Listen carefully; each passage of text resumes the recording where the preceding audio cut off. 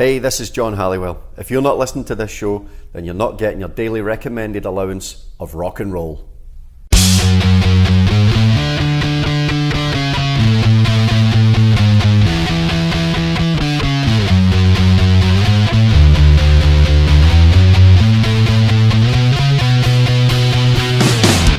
Hello again, everyone. This is Ryan Whitting, and you're listening to another episode of Rockin You All Night, where we talk all things rock, all things metal, and all things with strings. And if you don't like it, then you must not rock. My guest this week is one of the best touring drummers in all of rock music in the world today, Jon Halliwell, and we're coming at you from the Sunrise Theater in Fort Pierce, Florida. So sit back, hold tight, and get ready for Rockin You All Night.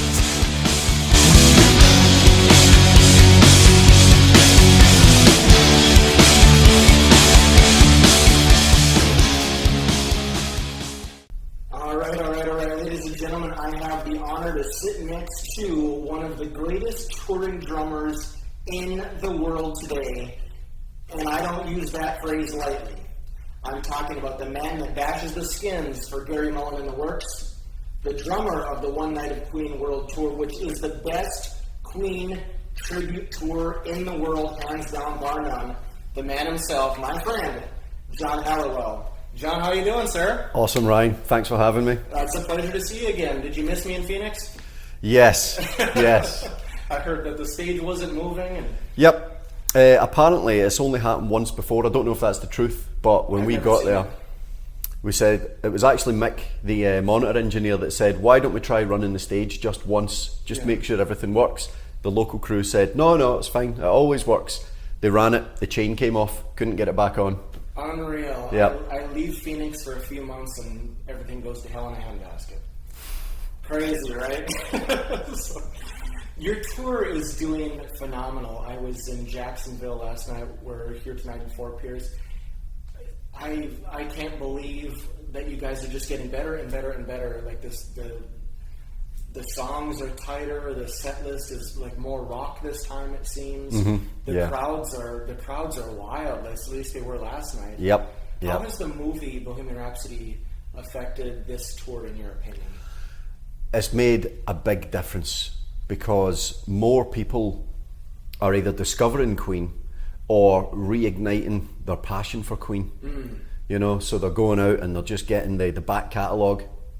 They're watching these guys in the movie and then they see, oh, there's a band playing doing Queen stuff. We have to see that.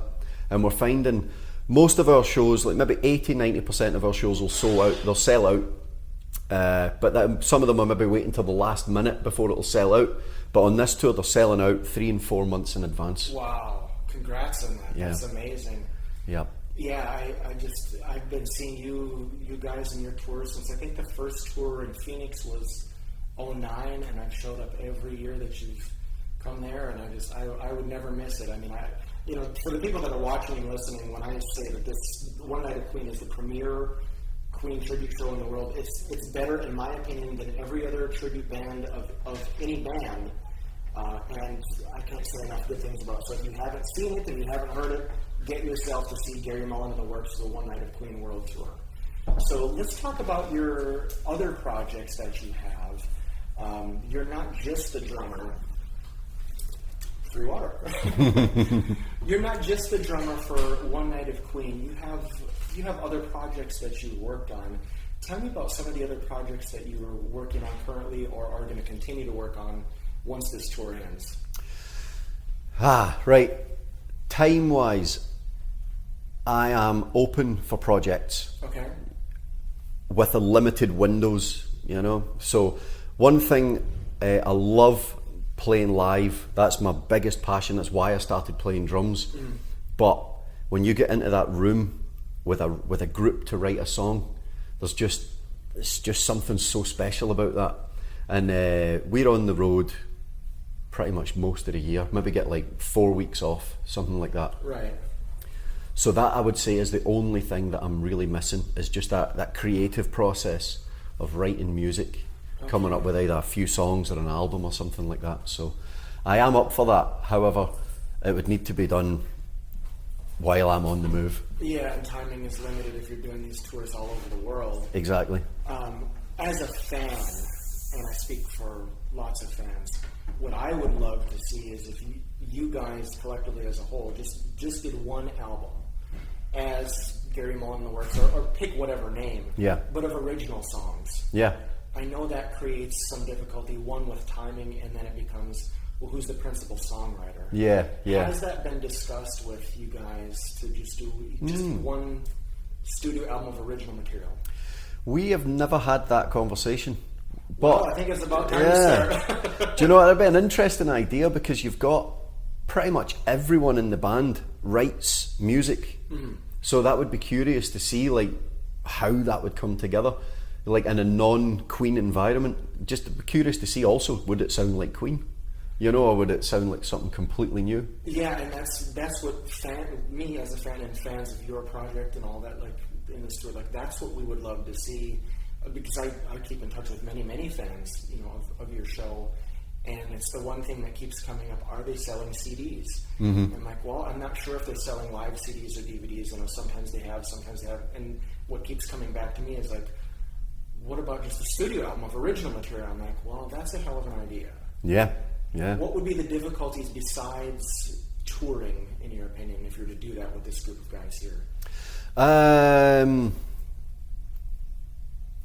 That would be probably the fact that we're so tight as a group for such a long time on the road, that when it comes time off, we just go away. You know, we do a thing with our families. You know, we've each got something that we like to do, or people we want to be with, and then so if we get 2 weeks off, it'll be those full 2 weeks, and then we'll see each other on the other side of that, completely rejuvenated. All right, I would just encourage, as somebody that wants to hear, like, if there's ever a point, at some point, I think there should be just one studio album of you guys. That would be cool. I think it'd be phenomenal, because all of you guys are just phenomenal players. What I think would be really cool is if you did it kind of like Queen did, not copying the style, but where like every guy had maybe, you know, 3-4 songs each. Yeah. And I think that would be really phenomenal. Speaking of families, I've heard, I'm just switching gears just a little bit, but I've heard that when you were just a kid, you and Gary were in a band as teenagers, and your first band practice session, or one of the first, was you were playing in somebody's parents' house. Yep. That is true. And somebody called the cops. Yep. What were you doing, and who called the cops? Right. So, where Gary and I grew up, I was 15, I think he was like 18. And I was coming in one day, we lived in the same building. Okay. I lived downstairs, he lived just opposite. Yeah, in Scotland. What's the city? Glasgow. Oh, okay. Yeah, south side Glasgow. Okay. So I'm coming in one day from school, and there's Gary sitting there, and he says, "All right, neighbours, do you play drums?" And I'm like, "Yeah." And he says, "Do you want to come for a jam?" And I was like, sure. Right.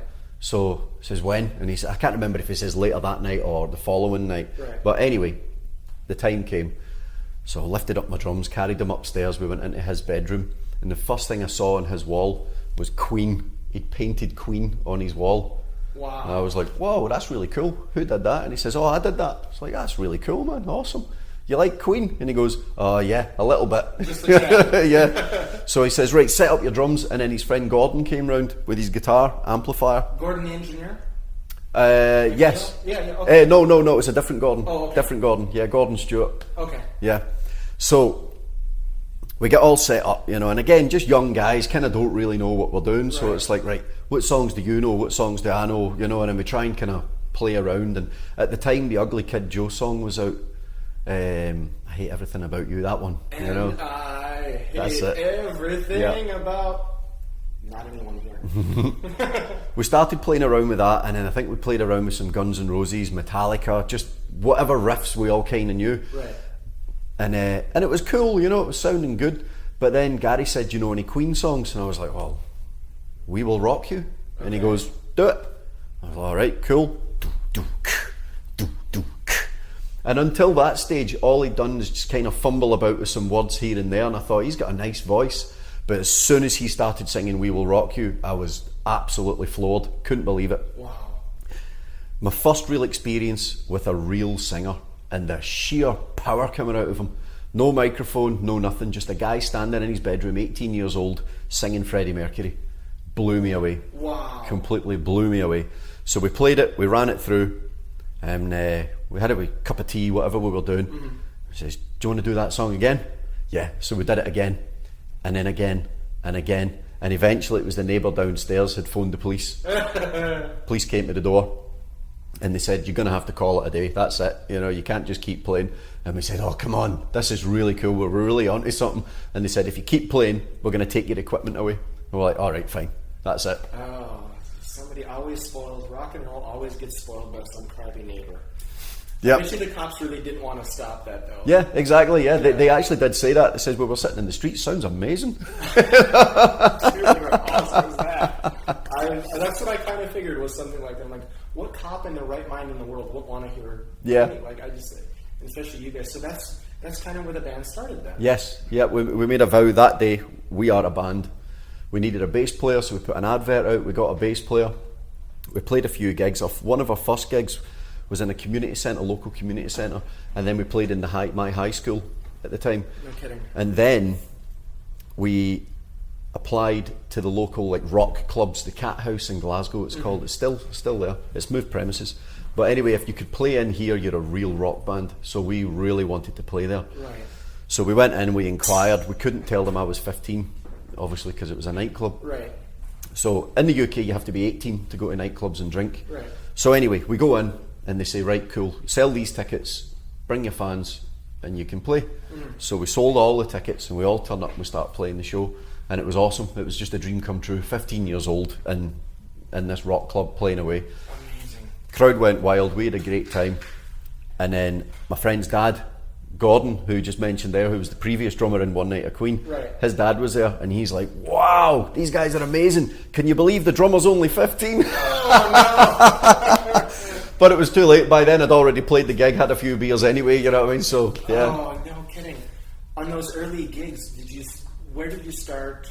When did the costume and the set list become largely Queen? Was it right away? Or? Well, that's funny because when you're that age, your influences just come out so strong, right. You know. So people would say, like, they'd say to me, your drumming style's very Manowar, because that's who I was listening to at the time, or Rush or Slayer, you know. Yeah. And the guitarist, he sounded a lot like Metallica, that sort of vibe. That was, you know. But everyone would always say, man, your singer is the way he moves, the way he sings, he is Freddie Mercury, right. You know.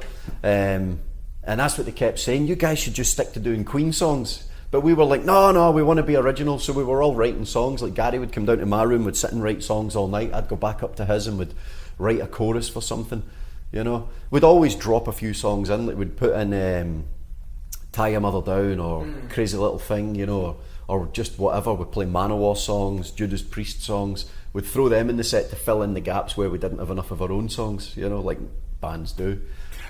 Yeah. I would pay whatever you wanted to see this band here if you guys played Warriors of the World by Manowar. Oh, man. Dude, isn't that song love it. The best of the best? Oh. Yep, that is a song that gets you up in the morning, that song. Yeah, oh my God. Love it.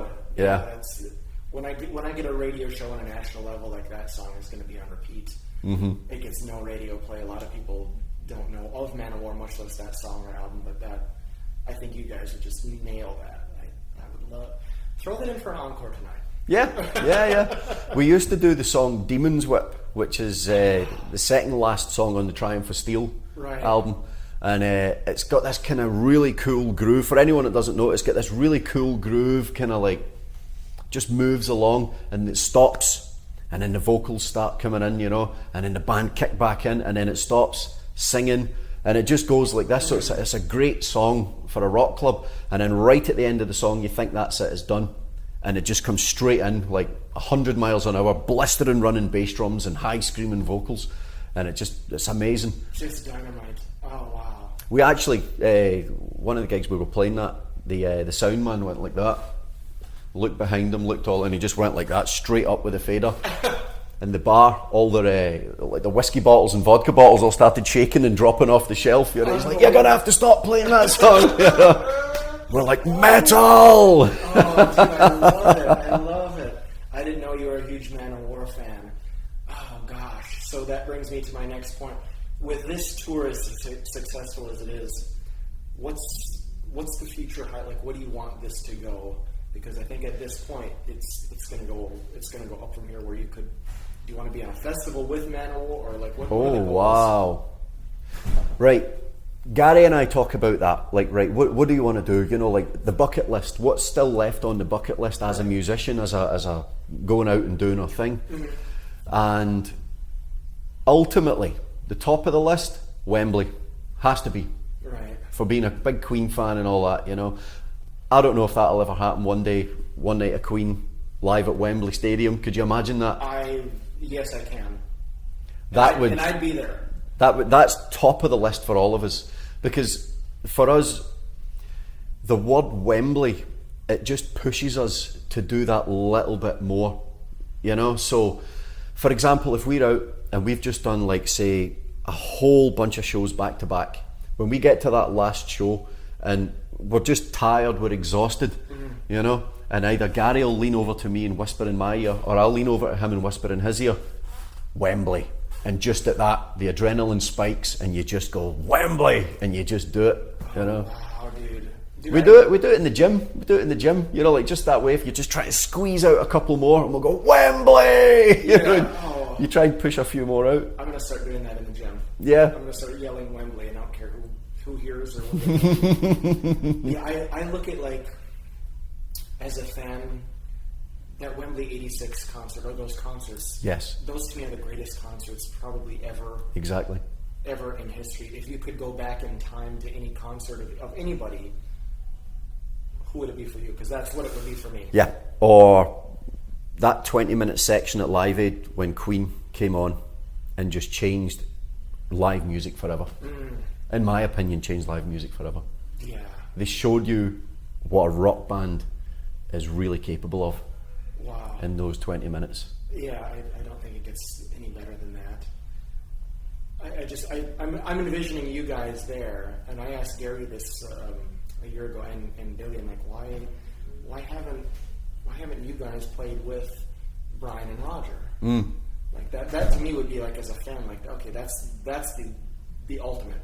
You guys playing with them, even if it's 10, 20 minutes, whatever. It's like, this is kind of the passing of the torch, so to speak. You have met some of the guys from Queen. Have you met Brian and Roger? I've never met anyone from Queen, no. Okay. Gary did and Billy did. Okay.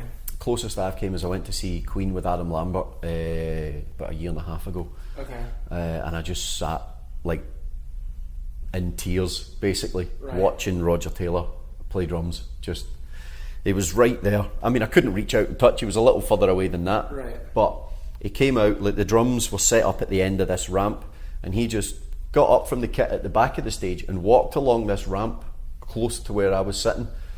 And I thought, I wonder if he's going to play I'm in Love with My Car. And he's just got this swagger the way he was walking toward the kit, and I thought, he's going to play it. I can't believe it. He's actually going to play it right here in front of me. And he sat down and he played it, and it was like, wow. It was just one of those moments, and I'll never forget that. Unbelievable. Yeah. Why aren't you doing I'm in Love with My Car? Ah, that's a good question. Yeah. Isn't it? We have talked about that quite a lot. I do practice singing it in the shower. Okay.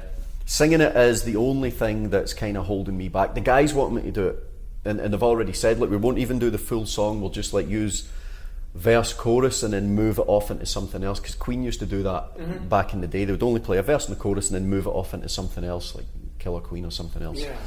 So yeah, I do practice singing it, but I can sing the high bits. But Roger's got this just rasp. Right. And man, he's just amazing. It's almost like a early Rod Stewart. Exactly. That rasp. Yeah, that's hard. But I think just as a fan, and it's just me, like, you don't have to replicate it exactly. You can't. Yeah, I suppose. I think if you just did it, like the hardcore fan would be like, fuck yeah. Yeah, like, yeah. Yeah, add that in. Yeah. Fans would love that. Like, oh, because the drummer does the songs too. Like, they would They would love it. That's one of the things that I just know that, you know, the buzz amongst fans. I see, like, the real hardcores that know things other than the greatest hits. Like, that's what people would want on that. What are some of your favorite Queen songs to play as a drummer? At the moment, I'm loving playing Hammer to Fall. Okay. It's just, it's like talking about that Wembley thing again. Yeah. Every time we start playing Hammer to Fall, I just see Wembley, you know, and it's just like da-da-da-da, da-da-da-da, you see Roger slamming that snare drum there, and then just da-da-da-da, and kicks in with the beat, and the whole band's just rocking. Yeah, I love that. That's I believe that's when that show turned metal. Like, it was like, oh yeah, it's on now. Yeah, Hammer to Fall. Okay, if you were to, other than the songs that are currently in the set list, are there songs, deep tracks that you haven't yet played or played in a long time that you'd like to play? We, at the start of this year, Ogre Battle from Queen 2 was originally going to be in the set. And it's got some serious heavy riffing because it's from the 70s, you know, so it's got that really rock vibe.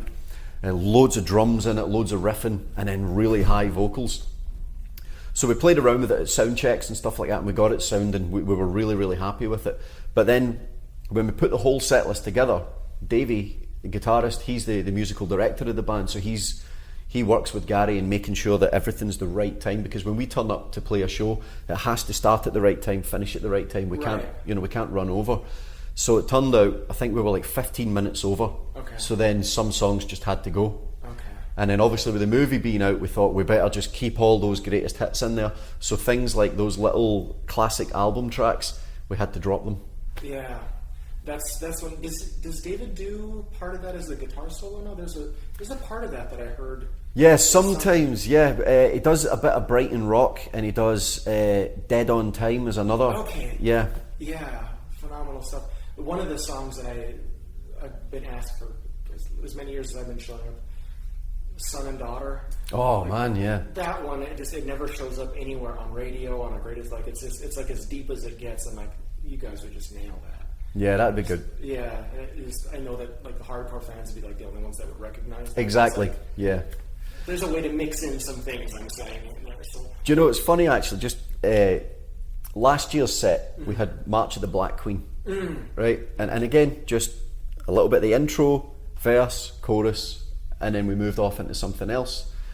And it's like you're saying there about the hardcore fans, it's like 98% of the audience, when we start playing March of the Black Queen, all of us get that adrenaline spike because we're just like, oh, March of the Black Queen. And then you see like maybe 2 people in the audience just go absolutely apeshit, you know? And everyone else has just like got blank faces, like, what song's this? You know? So yeah, we thought, all right, we better not do too many little, you know. Play one for the hardcore, you know, the fist pumpers. Yeah, get one in there. What are the highlights for you on this tour? Like, what's one moment of this tour that stands out above the rest? Is it a drunken fan, or does it even have to be like you're playing? That's every single night. It's the exact same moment, and it's Bohemian Rhapsody. Okay. As soon as we start playing that, Malcolm on his keyboard, he starts playing it. Ring, ding, ding, ding, ding, ding. As soon as he starts playing that, it's just the cheer that goes up, and then Gary will start singing, and he'll sing like the first few words, and then he'll offer the mic to the audience. And at that moment, because the drums aren't in yet, I've got my in-ears in, you know, so I can't hear that much of the audience because it's blocking it all out and all I can hear is music. But I always have to remove my ear just to hear them. And it's so loud every single night. Yeah. And then it's like one person will get the light out on the phone. And they start waving. And then everyone starts doing it. And you're just, eventually I'm just sitting playing drums looking at this sea of just lights. Yeah, I love that moment. Amazing. How about all time? This is what, 17 years in a row you've been touring?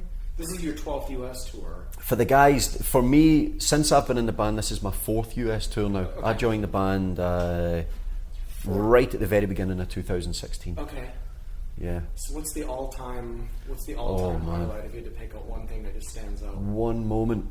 Jeez. Mexico. Okay. Yeah. Are the crowds wild there?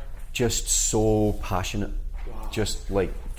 I mean, every country we go to, people just love Queen. It's just, they're that band. They wrote these amazing songs. They were tremendous personalities, you know, they've done all the groundwork, you know. We come in and we play these songs to the absolute best of our ability. And when we got to Mexico, we only did 3 shows when we were in Mexico, but for me, I was just completely taken aback by just the sheer energy from the audience. Absolutely amazing. Amazing. Was it this tour, the first one in Mexico? No, that was in 2016. Okay. Yeah, I would love to see more videos of these things. I don't know how the licensing works, but I know there's another thing as fans, like to just see some of these performances on a DVD or however that works. I know it's a licensing thing, but we just would like to see all of it. Because we, as fans, I can't always be in Mexico, or I can't always exactly. We want to see more of that. I took a little snippet on my phone actually. We were doing Love of My Life, and I'm not playing in that one. Right. So I'm standing round at the other side of the stage. Davey and Gary are on at the other side of the stage. Davey's got his acoustic guitar out, and Gary's singing Love of My Life. And it was just like that moment when Queen play it live, and Gary again sings it, but then he offers for the audience to sing it, and so loudly. If you remember in the movie, that was one of the main points in the movie, was the fact that the audience sang Love of My Life back to Freddie. Yeah. Anyway, I ran round to the other side and I got my phone out and I recorded this. I ended up putting it on Instagram, and it's exactly the same, and it's just Gary singing Love of My Life, and then eventually asked the audience to sing it, and the volume from them is just amazing. Yeah. You guys are carrying that Queen flag. I mean, just better than everybody at this point. Thank you. So it's from the heart. Like, it's so important, because there's other tribute bands and they all do what they can do, but you guys are keeping that name so strong in your performances, and that's why you get the fan reaction that you get, because it's almost like going back in time. Like, we as fans watch it, it's like, shit, this is what it was like in 86 or 82 or whatever the song comes from. It's like you're being so faithful to that, and it's just not just the sound and the look, but the vibe, is you just feel that energy. So you guys are just killing it. Let me go to, I have a signature segment. I've actually got another one I'm just about to start. It's called In the Year 2525. Okay, so here we go. Signature segment number 2.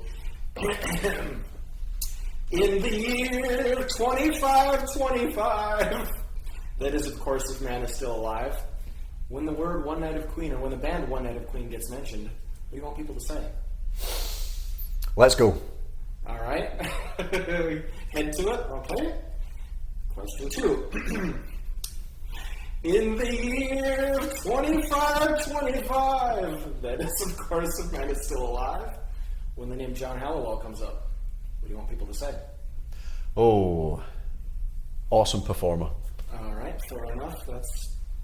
They're saying that now. There's no reason for them to stop that in 25-25. Do you want to sing the next part? No, you go ahead. All right. In the year 2525, that is, of course, if man is still alive, when the name Roger Taylor comes up, what should people say? Oh, legend. All right. Yeah. Is he going to be looked at as, they have statues of some of the great philosophers and, sports people? Yeah, I think there definitely should be a Roger Taylor statue somewhere. Where does it get put? His hometown? Yeah, do you know, actually, I think there is a statue somewhere. I read this thing, I can't remember, don't quote me on it, but they did put a statue out somewhere, whether it's of Roger Taylor or of something else, and it was in the town that he was born in. Oh, wow. Yeah. Yeah, I know there's one of Freddie. Yeah. But yeah, I didn't know that. We'll have to research that. Yeah, again, yeah, it's worth looking into that. Again, it's like I've read that many different articles and things, Oh, phenomenal. Yeah. If it exists, you have to go there. Yes. And get pictured there. All right, let me go to my other signature segment. R.Y.A.N. Whitting's This or That. So I just give you 2 things, and you choose which one you would like better. Sounds simple, right? All right, this or that. Roger Taylor or Roger Waters? Oh, wow, that's a good one. Right now, Roger Taylor. However, maybe later, Roger Waters, depending what mood I'm in. But most of the time, Roger Taylor. What are some of his songs that you would like people that, the casual fan knows the hits? Yeah. What are some deep tracks of his that you think people should be paying attention to? If you're a drummer, and you want to listen to Roger Taylor and hear some of the really cool stuff, I'd recommend the album Jazz. Okay. It's not by any stretch like the absolute number one. They're all number one. Every album's number one. They're all incredible. Right. But for me, maybe just because that's the one on my playlist at the moment, Okay. there's a song on it, the opening song on it, it's called Mustafa, and it's just like this weird kind of Arabic kind of vibe that they do. Mustafa, yeah. Yeah, it's such an awesome song. Yeah. But the way Roger's playing in it is just, I don't think there's any other drummer would have laid down those drum parts the way he did. And it's all these crazy like extra bass drums and cymbal chokes and then double time, half time. He's in a world of his own. His imagination as a songwriter, as a drummer, his imagination is just wonderful. Why aren't there more Roger Taylor solo albums? Oh, I don't know. Busy man, I suppose. Probably. It just seems like there's, I mean, not that he needs the money, obviously, or more acclaim. It's just like there's, as fans, I mean, wouldn't you want some more Roger Taylor solo material? There's some. Yeah. Yeah, I think that's one of the things I'm like, because I just want people to put out more music because I love to listen. All right, there we go. Question 2 for Ryan Whitting's This or That. Bruce Lee or Lee Kerslake? Bruce Lee. You're a fan of Kung Fu movies, right? Oh, big time. So what are the Kung Fu movies? What are like 2 or 3 Kung Fu movies that people should be watching that don't know Kung Fu movies? Straight off the top, go and see Ip Man.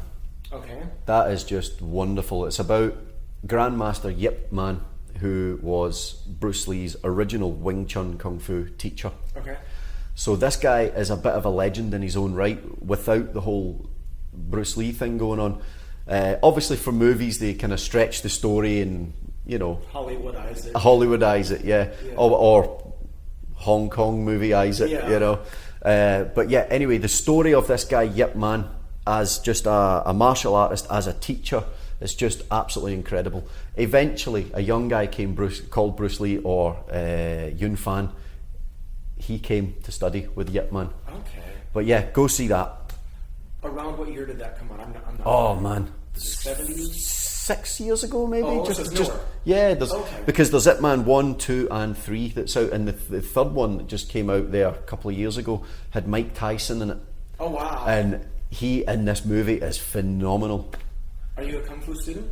Yes, I started doing Jeet Kune Do, Bruce Lee's Jeet Kune Do. I started doing all that back when I was a teenager, and then I ended up playing in bands. We went away off touring and all the rest of it. Eventually I came back, and it was about 10-15 years later I got talking to someone who did Wing Chun Kung Fu, and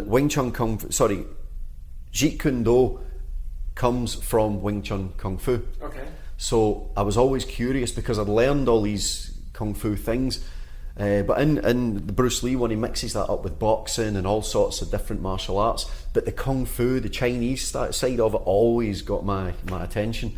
So eventually I end up meeting up with a really, really good Sifu, and she took me on as a student, and I studied with her for 2-3 years, and then I joined this band, and I've been on the road since. So you don't need security. You can wreck somebody with a tiger claw real quick, can't you? I don't know. Yeah. He says it with a smile on his face. I enjoy it. I do apply a lot of the Kung Fu stuff that I've learned, like the fluidity of motion. Yeah. You know, I use a lot of that in my drumming.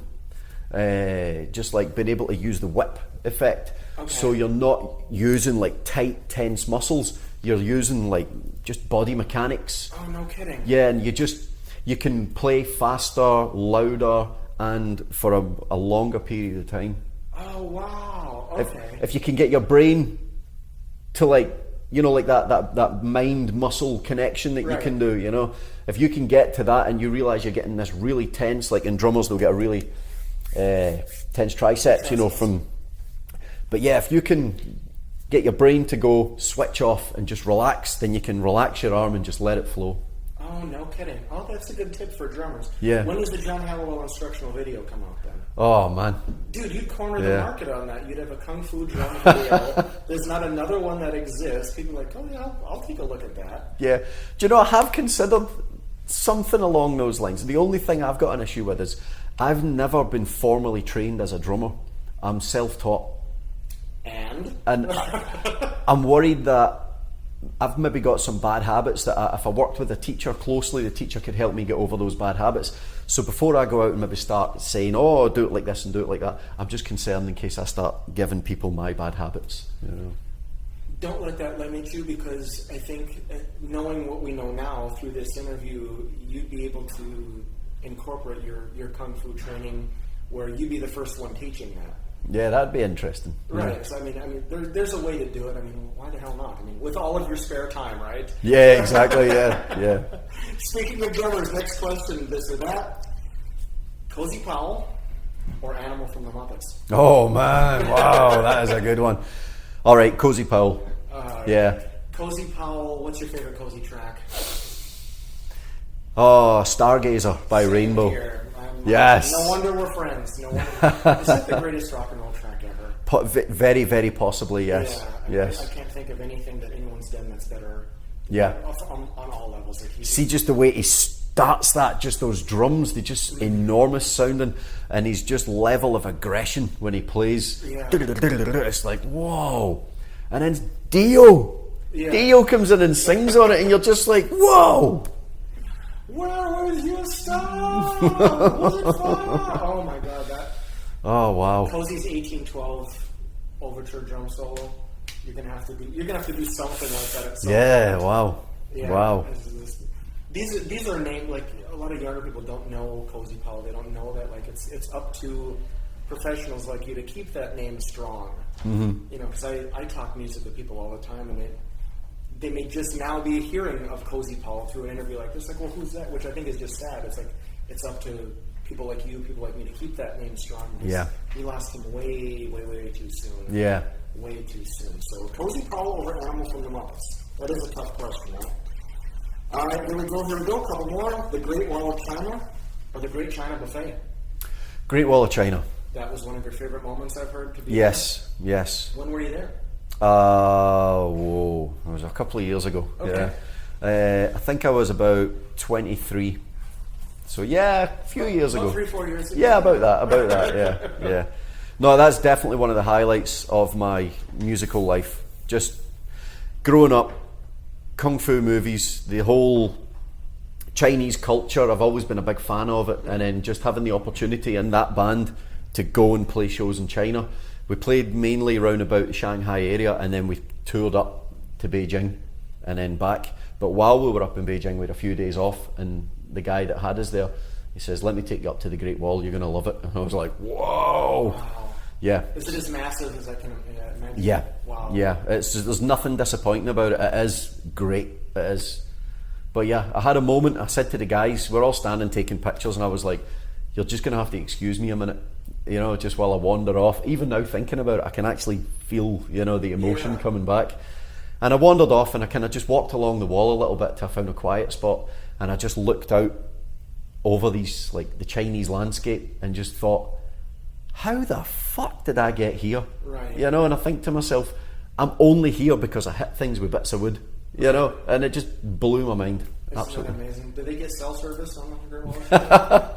Oh no, actually I'm going to give my age away now. Yeah, this was No, we don't need to do that. Yeah. Moving on. All right, here we go. God Save the Queen or One Night of Queen? Oh wow. Tough one, right? Yeah, that's a goodie. Yeah, One Night of Queen, definitely. Finally, one of the guys in the band chooses their own band. I always ask something along those lines because, like, your tour and your show means so much to me. And so, finally, somebody has chosen One Night of Queen over all the other questions. Good job. All right, here we go. Last question. This is always the toughest one. You ready? Okay. Ryan Whitting, that's me. Okay. Or babysitting. Oh, right. Ryan Whitting. Oh, wow. Yeah. 2 for 2. I got 2 people to choose. Oh, thank you so much. You get good rock and roll conversation, and you've got a fantastic knowledge of rock and roll history. And my hair's not bad either. Exactly. Yeah. Jon, it's been so awesome. I mean, not just tonight and last night's show, but just for all the years, you know, just coming to these shows and seeing your performances. I mean, I can't thank you enough for all of this, and in my opinion, most importantly, just keeping the name and the image and the sound and the energy of the music of Queen so strong for the fans of Queen music. Like we all just can say thank you. And when you get some solo albums out there, let us know, because we can say thank you by buying those too. Oh, cool. One last question. It's not a this or that. If there's any band to open for besides Queen, who do you want to open for of all time? Oh, wow. Judas Priest. What tour would you like to open for them? Oh, like from any tour? Any tour. Oh, man. Don't know. Defenders of the Faith. British We Steel. are defenders Yeah. of the faith. Yeah. Or Painkiller, because then Scott Travis is there. These days, right now, Firepower, yeah. Amazing stuff. When I saw you last, Rob came to visit you guys. Yeah. In Phoenix. Was that one of the most surreal moments? Yeah, actually, that question you asked earlier on, what's been my favourite moment of being in this band? That. When Rob came to the celebrity Meeting group? Rob Halford. Yeah. Yes. It was just, I was just a fly on the wall, and I was like, oh my God, I'm here with some of my favorite people in the whole world, all the One Night of Queen guys, and then Rob Halford, who I affectionately call Uncle Metal. Uncle Metal is there, and I'm just like, I'm just going to be a fly on the wall on this, and Gary's like, oh, Ryan, come over here. Rob, this is who I was telling you about, and Ryan, this is Rob Halford. I'm like, I know who he is. Introduce him. But yeah, I mean, dude, if that's not a testament to how great you guys are doing, but he comes down to see you, it's like, you know, you're doing it. Do you know, it's, yeah, just quickly about that day, right, we were, about a month previous to that, Gary said to me, I got a message from Rob Halford, he says he's going to come to the show in Phoenix, and I'm like, no way, Right. because he knows, like, I've been a Judas Priest fan, like, you know, most of my life, Right. just crazy about Judas Priest. Every day it's like, today I'm wearing a Queen t-shirt, but normally it's a Judas Priest t-shirt, you know, just like, I think you had one on back I did, then. yeah. So the whole, like, the tour starts, we get there, and I'm thinking, I've got 3 days until I meet Rob Halford. Right. I've got 2 days till I meet Rob Halford, and then eventually I wake up that day, right, with very little sleep the night before, Yeah. and I'm just like, I'm going to meet Rob Halford today. And then the guys came round and he says, I'm really sorry, but Rob's cancelled. I'm like, no! And he goes, no, we're only shitting you. It's like, ah! So anyway, I went down to my dressing room and I put on Judas Priest, just random, just play every single Judas Priest song, and it was on repeat over and over and over, and I'm waiting for someone to knock the door and say, Rob Halford's here, and it took ages and ages, and then eventually the tour manager, Ben, came in and said, there's a big black car just rolled in, and there's a bald guy waving metal horns out the window. It looks like Rob Halford, and I'm like, oh shit, oh shit, oh shit. So he said, are you going to come up and we'll say hi? And I'm like, no. And he goes, come on, you've got to. And I'm like, all right, give me 5 minutes to compose myself. Right. So anyway, 20 minutes had passed, and eventually he came back down, he's knocking on the door, and he's like, we're all standing upstairs talking to Rob Halford. Do you want to get your ass upstairs and say hi? And I'm like, I can't, I'm terrified. Wow. Honestly, yeah, because I've been such a big fan for so long. Eventually, plucked up the courage, I went upstairs, and I said, hey Rob, and he goes, hey John, how you doing? And he pulled me in and he gave me this massive hug. And he Uncle said, Metal gave you a yeah, hug. and he said, nice t-shirt, and I'm like, thanks. I remember that you got it signed because you came to me for the Silver Sharpie. That's right, that's right, yeah. Yeah, that was a great night. There's a video that I have, and I know I'm going over, I'm way off the script, and the fans are probably like, oh, this guy's going to stop BSing. But I have a video, I don't know if it's on my Instagram, it's somewhere, but there's, you guys are playing, and he's in that corridor, to where you walk out on the stage, he's there, and I have a video of him like clapping hands, stomping feet to you guys. Wow. Playing We Will Rock You, the fast version. Wow. He's into it. I'm like, dude, this is like the most amazing video. I'm here, Uncle Metal's clapping hands and stomping feet, and here's you guys playing. So yeah, dude, you guys are killing it. Awesome. John, where can people go besides Instagram to take a look at all that you do? You're Jon_Halliwell, JON_Halliwell. Yes. On Instagram, Facebook as well. Yeah, I stick more to the Instagram these days. Okay. Yeah, Facebook is ongoing. I do keep it kind of updated, but yeah, I'm putting most of my focus into Instagram these days. I just find it a little easier just Right. to. Yeah. Do you have a YouTube channel yet? There is a YouTube channel, yeah. There's a few videos on there. I really should get on there and get some more stuff. Keep on top of that. Just bits and pieces here and there. Exactly, yeah. Just YouTube Jon Halliwell drummer. Something's going to come up. All right. Well, Jon, thank you for everything, and thank you for being on Rockin You All Night, where we talk all things rock, all things metal, and all things with strings, and if you don't like it, then you must not rock.